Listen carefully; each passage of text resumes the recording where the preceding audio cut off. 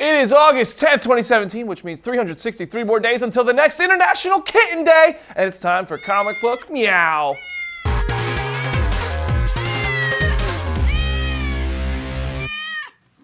It's International Kitten Day. I just got it. Nobody's more excited about International Kitten Day than you are. I promise you that. What's up, Comic Book Nation? Welcome to Comic Book Now. I hope you had a great International Kitten Day this week.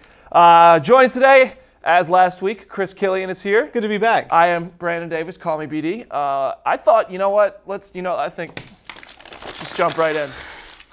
This is the Brandon Davis that I like. Game of Just Thrones. off the cuff. We don't usually talk about Game of Thrones. We're breaking the rules this time. Not I want to enough. talk about Game of Thrones. We need to talk about more Game of Thrones. Do you guys want to talk about Game of Thrones? We're going to do it. This week's episode. Best episode since Battle of the Bastards. Was it better? Possibly, yeah. Dude, okay, I've finally had the time to digest it. I'm putting it in the top three. And it's a really close margin. I don't know if it's number one, but my top three are Hard Home, Battle of the Bastards, and this past Sunday's episode, what was it called, Dragonstone? The Spoils of War. Spoils of War. Dragonstone was the episode before it.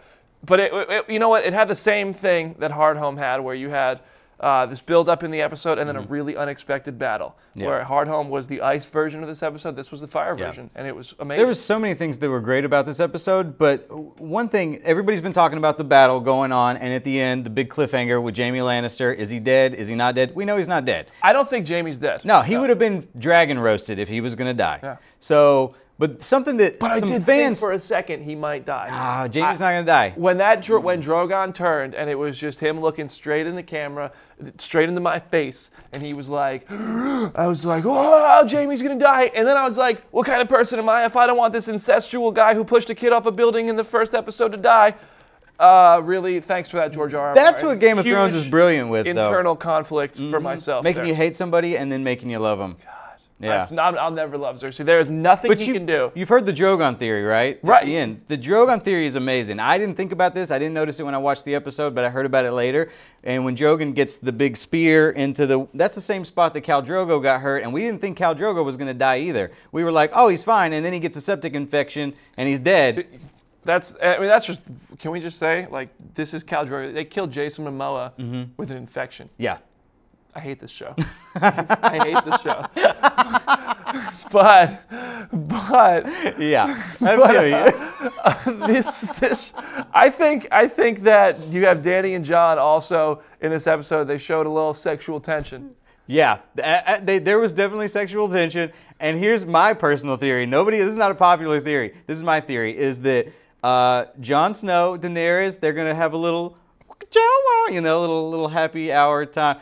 Whatever. Then, afterwards, Dany's going to find out they're related, their aunt and nephew, and then she's going to go Mad Queen. She's going to lose it. She's going to be like, oh, no. That's my thing. I'm kind of afraid that Dany might kill Jon. Yeah. Like, because she's turning into a villain slowly. She's evolving into, like, this... Maybe. It's still up in the air. She's either going to kill Jon or she's going to get herself killed. Yeah. Because she's acting arrogantly and she's getting carried away with it, and I'm not okay with that. I'm thinking if Cersei somehow becomes the character I'm rooting for, George R. R. Martin, I'm coming to your house. Maybe Jorah, now that he's cleared of the grayscale, maybe he'll come back and... I hope so. And talk some sense into her. I'll tell you one thing. Cersei will lay waste to King's Landing before she lets someone else take over. She will destroy the whole city. Oh yeah, I can't wait to see how they bring Cersei down. She's going down. It's just a matter of how. Anyway, TV's been really good lately. We have more TV to look forward to later this month with The Defenders. And in The Defenders is Daredevil. You know him by now in the Netflix series. You watched Ben Affleck's portrayal. But do you know about his first appearance on the pages of Marvel Comics? Chris Killian knows all about it. And how about he tells you in this edition of Major Issues? Have you or a loved one recently been affected by the actions of a criminal who wasn't brought to justice? Then you need to call the Man Without Fear.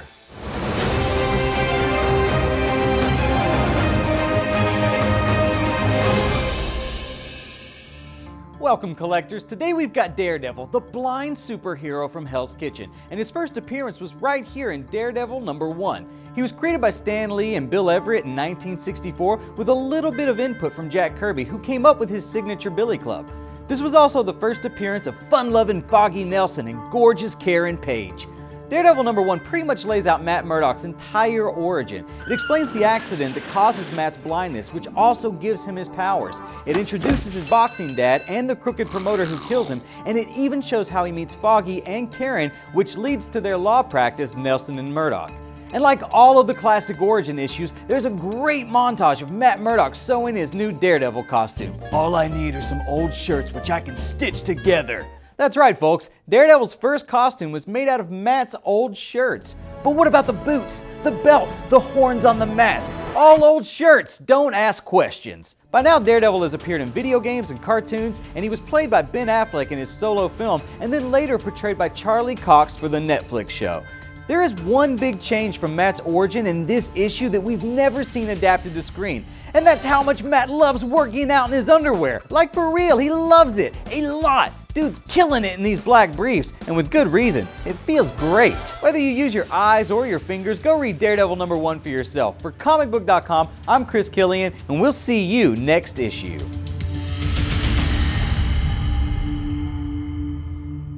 On last week's show, I looked at you guys and I said, you know what, August is going to be a slow news month. There's no comic book TV or movies happening, but we could not have been more wrong so far. We're 2 weeks in and the news has been flowing like Jon Snow's hair. Thanks to Entertainment Weekly now, we have a bunch of new intel regarding Star Wars The Last Jedi, including all of these photos you're seeing, but some real new scoop from the cast. There's a lot of it, but here's a bit. According to Daisy Ridley and Mark Hamill, the meeting between Rey and Luke Skywalker that was teased at the end of The Force Awakens isn't going to be a warm meeting. Luke, it's going to be lukewarm, if you will. I had to. I couldn't resist. Luke is dealing with the guilt of training Ben Solo, a young man he thought to be the chosen one who would ultimately go on to become Kylo Ren, so he couldn't have been more wrong. But for more details, I do suggest going to comicbook.com/Star Wars because there is a lot to read there for Star Wars fans. But speaking of new photos, how about that first look at Cable that came earlier this week? By now, you have certainly seen the first look at Josh Brolin as Cable, as he will look when he appears in Deadpool 2. It dropped on Monday to mostly positive reactions, though I do want to point out this does look a bit animated in the arm and facial areas. I've scanned the tweets and comments. I've seen people agree with me, but I still support it. I think it looks awesome, so shh. The photos dropped just before Brolin was spotted in costume on set with Zazie Beetz' Domino, who dropped last week. And you can go find those photos, those set photos, comicbook.com/Marvel. 20th Century Fox knows what they're doing when they release these photos just before these actors and characters appear on set. They want to be the ones releasing the photos. The Walking Dead expanded its cast in Season 7, and in Season 8 it will do the same. You may have caught this face in a blink and you miss it. I mean, you could have missed it without blinking moment in the Season 8 trailer, but I'm here to tell you I tracked down who this actor is, and I can tell you his name is Avi Nash. You probably haven't heard of him. You may know him from an episode of Silicon Valley where he played Wajid in one episode. On The Walking Dead, I'm telling you this, he's going to be playing Sadiq. Sadiq doesn't debut in the Walking Dead comics until after the All Out War storyline, but as a member of the Oceanside community, which also came into the comics after the war that we're about to see on the show, the stage is therefore set for an early debut. The Oceanside guys are all missing in action, right? Well, there he is, straggling, running around in the woods, and Rick Grimes is going to find him. Someone's going to find him. Finally, our last topic, I caught this making the rounds on Reddit, and it was the first time I had seen it, so I have a feeling a lot of you guys are going to enjoy it. Doctor Strange existed in Sam Raimi's Spider-Man 2. What? It was the first MCU. Check this out. Listen. What are we going to call this guy? Dr. Octopus. That's crap. Science Squid? Crap. Doctor Strange. That's pretty good. But it's taken. They just Wait, confirmed I got Doctor it. Strange existed in Spider-Man 2. Dr. Octopus. Yeah. But I like it. He Of course said, you do. I need a name for this Dr. guy. They're talking Octopus. about Dr. Octopus. New villain in town.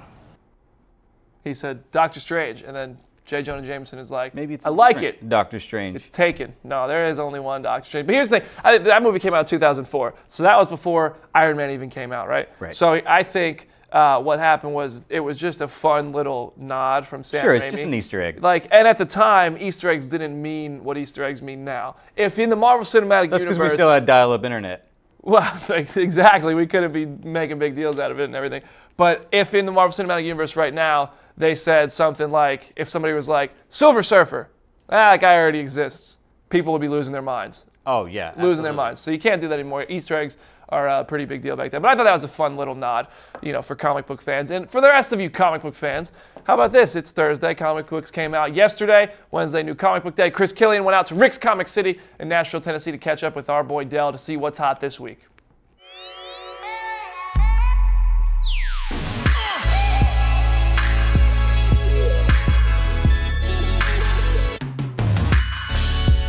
What's up, guys? Chris Killian here, and we are back once again at Rick's Comic City in Nashville, Tennessee, and I have, as always, Dell, comic book extraordinaire, going to go over the 3 top picks of the week. What have you got for us, Dell? All right, so starting out, we got, the big event going on with Marvel, Secret Empire #8, and finally, very important to take note in this issue, Sam Wilson's finally taken up the mantle. He stepped up. He's Captain America now. Fighting, the evil Captain America. I need Captain America to come back to the good side. But it's been such a good read, and I would definitely check out the whole Secret Empire line, period. What's the second book you've got for us? Second book is kind of an odd one. It's Mr. Miracle. It's kind of like, I don't know, it's just like drugs on paper. Like all the panels are fuzzy, but it's about Scott, Mr. Miracle. He can escape anything, and I think it's assuming he escaped death is what this is talking about, and him and his wife Barda have to go back to Apocalypse and deal with Darkseid. Basically got to hold the anti-life equation, and it's just a weird book, and I would highly recommend it. It's really good to see Mr. Miracle again. He's been out of the picture for a long time, and this is a really good comeback for him. If any of you guys are interested in finding out who he is. I don't know that you even had to explain all that. You had me at Drugs on Paper. Final one is really crazy. If you guys have read Redneck or any kind of book like that by Image, Redlands is basically, it's a small county, Redlands County, and it just starts out with cops locked up in a shack, and there's just people getting beheaded and demons flying around. Like, it doesn't clearly explain what's going on, but it's got me hooked. It's not obviously not vampires, which I mean they've been doing a lot of, but it's like the cop goes out and saves the girl, and then his head just disappears, and it's pretty crazy. I'd check if you guys are a big fan of horror. I would definitely check it out. Image has been knocking out the park with those, so it's a must read. So if you're a big horror fan. Well, that does it for this week, Dell. Thank you once again. Brandon, back to you.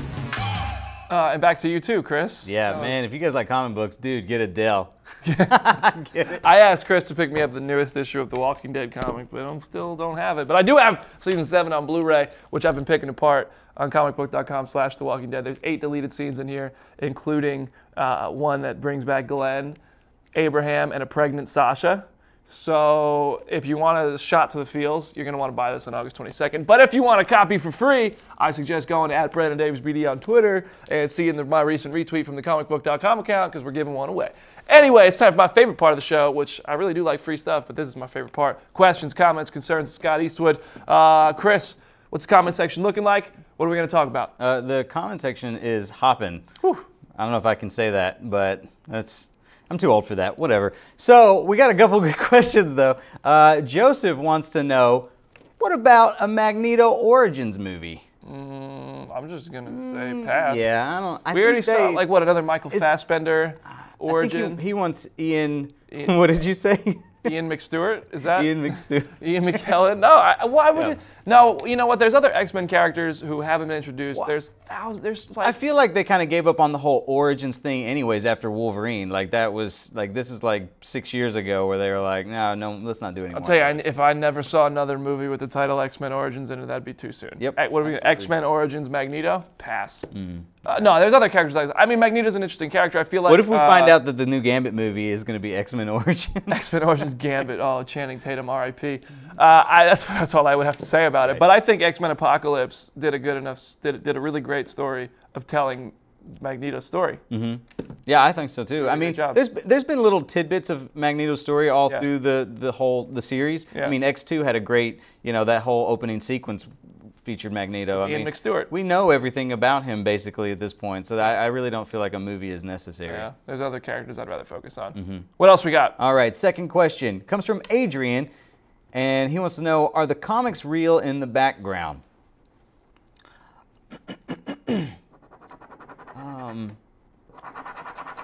So I got another question from Rudy. He wants to know, Constantine in Legends of Tomorrow, rumors true. Are those rumors? I'm not sure I've heard rumors of it, but I could see it happening because Legends of Tomorrow goes in all sorts of time. I've talked to Matt Ryan, Constantine. He says anything's possible.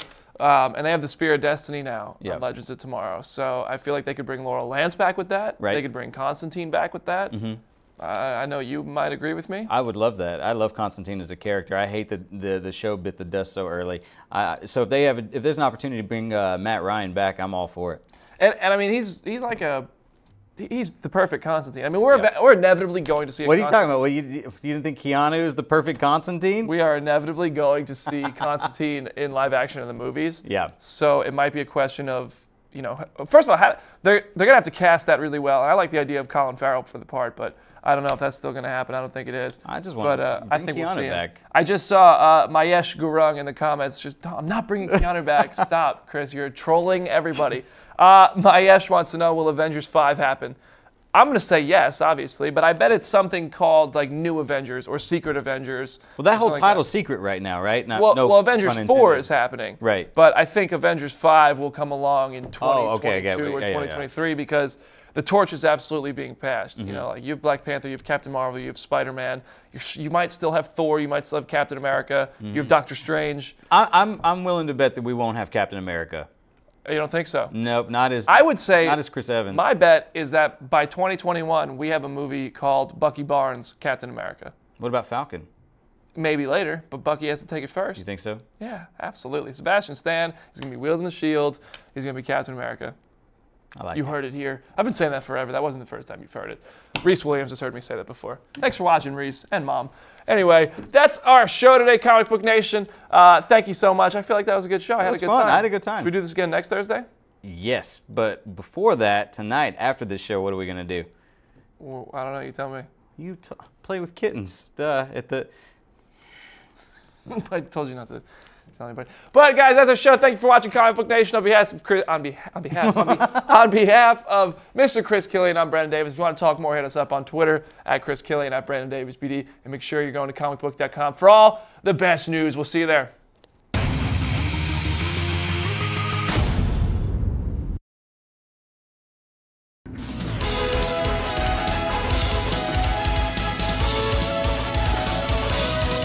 Ha ha ha ha